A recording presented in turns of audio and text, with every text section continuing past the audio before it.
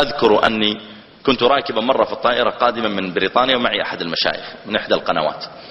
ففي أثناء مجيئنا جالسين في الطائرة، وكان على أحد الكراسي رجل بريطاني وبجانبه امرأة مثله، يعني في تبرجها الشديد ومعها كتاب تقرأ فيه بالإنجليزي. قلت في نفسي هذه زوجته أو صديقته أو ابنته.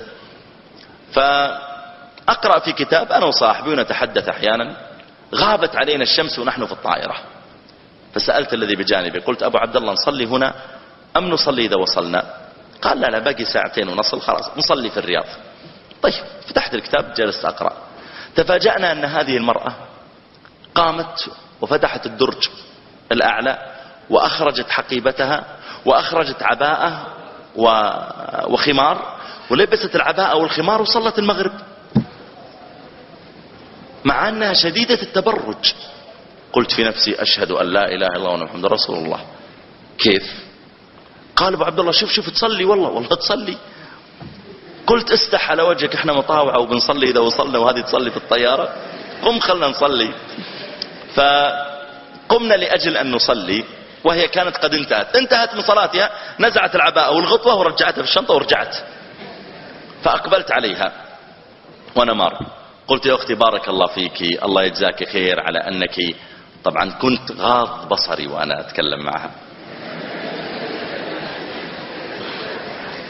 كنت غاض بصري عشان ما يقول أحد والله الشيخ طول النصيحة إنها حلوة. لا وهي تقول لي خلاص فهمت النصيحة، وأقول لا لازم أفهمك أكثر. فقلت لكن يا أختي أنا أشكرك على أنك صليتي وجزاك الله خير، وهذا يدل على أن عندك يعني خير وإيمان لكن لو أنك يا أختي أيضا زدت على هذا الخير أنك أبقيت العباءة عليك لكان خيرا لك. قالت جزاك الله خير، ادعوا لي، ثم مضيت. مهما كان الذي أمامك ربما يظهر عليه مظاهر المعصية، إلا أنك اعلم أن فيه من الخير ما قد يكون فيه 90% الشر، لكن فيه 10% خير.